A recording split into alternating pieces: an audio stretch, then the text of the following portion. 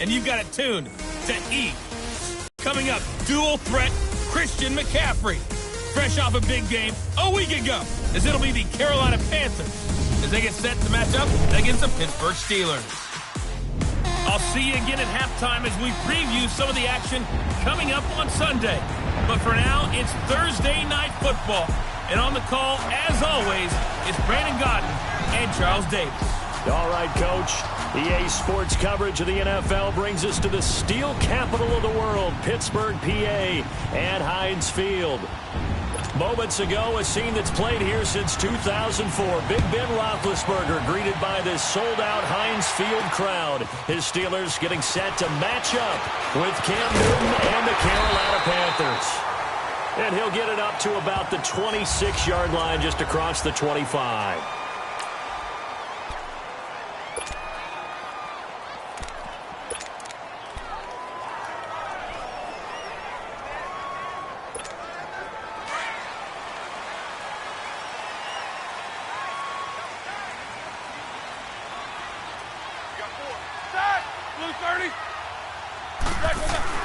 They'll throw on first down with Roethlisberger. And it's a short one here, complete to his tight end. And they'll bring him down at the 27-yard line. Just a yard on the catch there. It'll be 2nd and 9. One thing you're hoping for when you run drag routes, you're able to hit a receiver in stride, and he can pick up a lot of yardage after the catch. But in this situation, the defense was effective, able to stop him before he can get a good head of steam going. He takes this for 3 to the 29.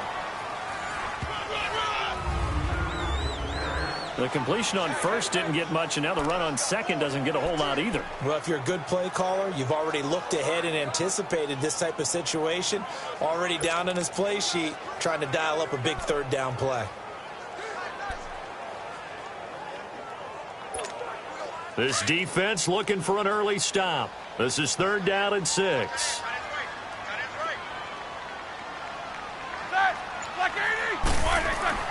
Here's Roethlisberger to throw.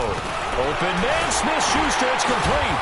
And brought down, but not before he was able to break the tackle, and the extra effort moves the sticks. His first catch, good for 9 and a first down. Charles, Thursday night game, I think a lot of teams probably say shrink the playbook somewhat. Is that correct? I think you're right about that because you just don't have the amount of time that you have in a normal week to put in a full playbook. So, as you said, you shrink the playbook. Pick out the plays that work best for you. You know what else you're looking for? What's that? Who are the freshest guys? Coming off of the last game to play on a Thursday night, guys have a little extra pep in their step. You go to them early and often. The numbers for him from a week ago, 19 carries, 66 yards. And now that he's playing a Thursday night game, short week, you know he spent a lot of time in the trainer's room in the cold tub trying to get his legs back for this game.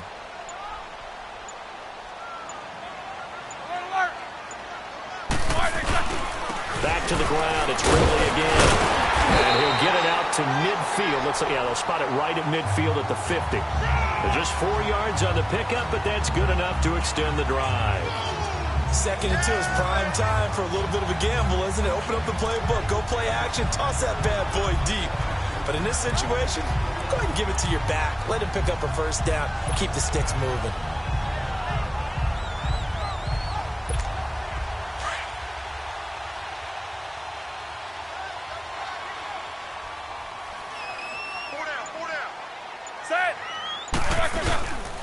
They'll run and Stephen Ridley. And he'll get across midfield and into Carolina territory. In on the tackle there, Luke Kuechly. So a look here at the key inactives, and we got this list before the game down on the field. And they tell us the same thing every time, don't they? Next man up. No excuses. Be ready to play. That's the mantra of every organization. The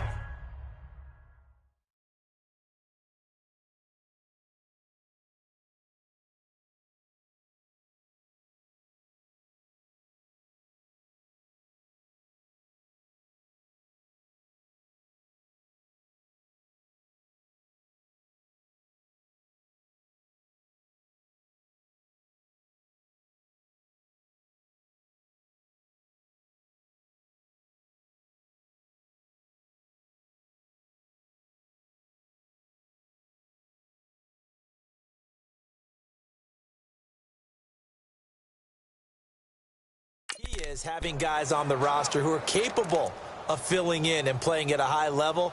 That's when you know you've drafted well, scouted free agents well, and stocked your team just the way you're supposed to.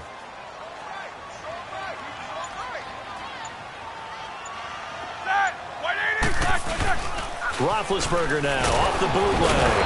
Blitz coming, and down he goes.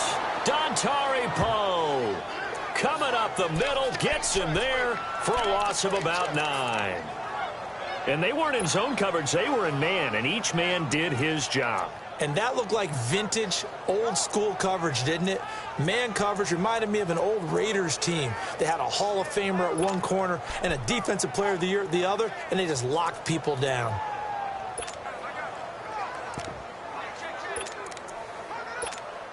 So the sack, and now a 3rd and long situation for the Steelers and Ben Roethlisberger. They go play action now. Roethlisberger. He gets it to Brown. Complete. Coming into the week, he's the NFL's leader in receiving yards. There's his first catch, and it's good for a first down. I don't believe that this opening drive is surprising to either one of us after the time we spent with the coaching staff and players prior to the game. What about you? Absolutely. Not only that, but that big article in the paper this morning about their philosophy on starting games like you're shot out of a cannon, and that's what they've done. Very methodical here on this first drive. Yeah, so many teams talk about that fast start. We're actually seeing it happen right here in front of us. But now the kicker. Can they cap it off by putting the ball in the end zone?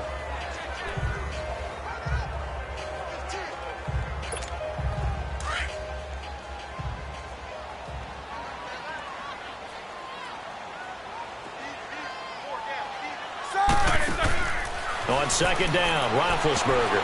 And his pass incomplete. Nice play there to force the incompletion. And to me, one thing's for sure.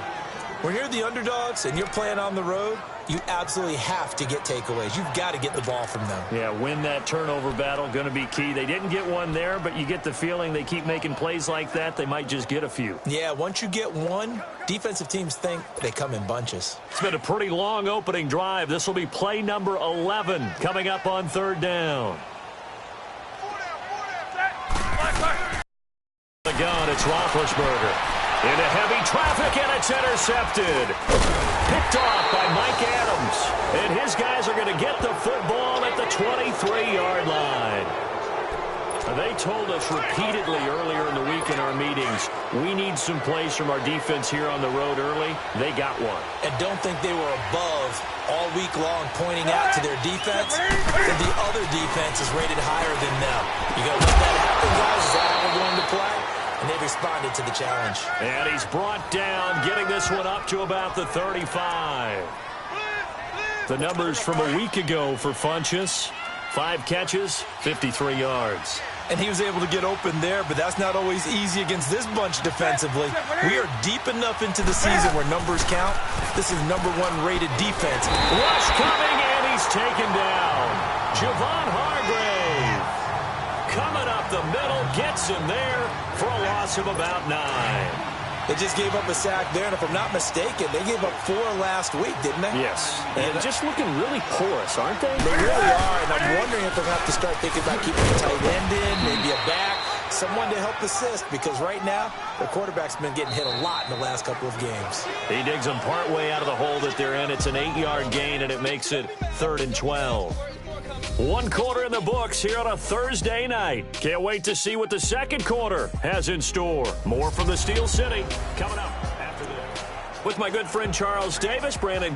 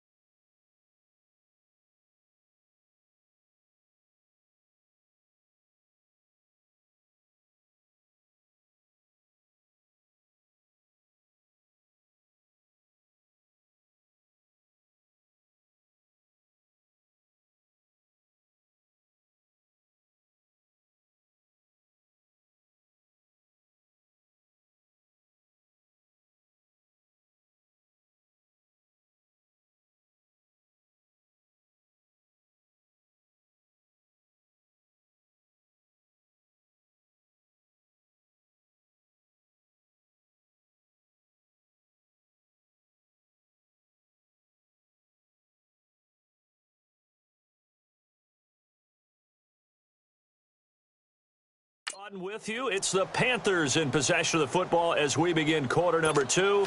They do, however, have a tough 3rd and long coming up.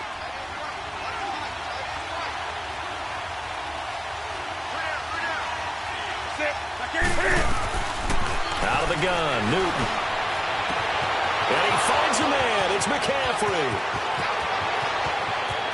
Touchdown, Carolina.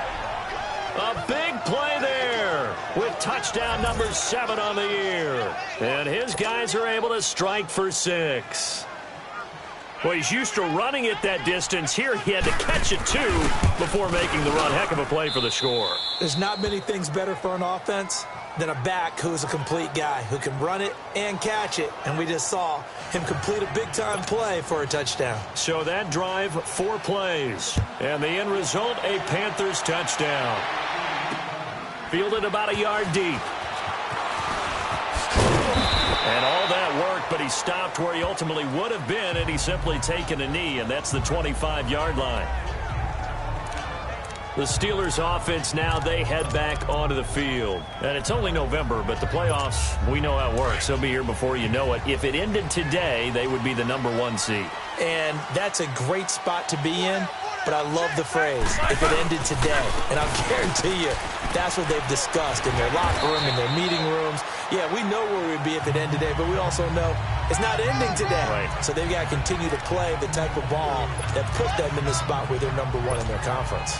One thing to keep in mind, partner, especially in the second half, when you've got a running back of this size, of these dimensions, I can just tell you, attrition does set in for a defense because you're excited about hitting him in the first half, maybe not so much in the second half, and some of these shorter gains turn into bigger runs later.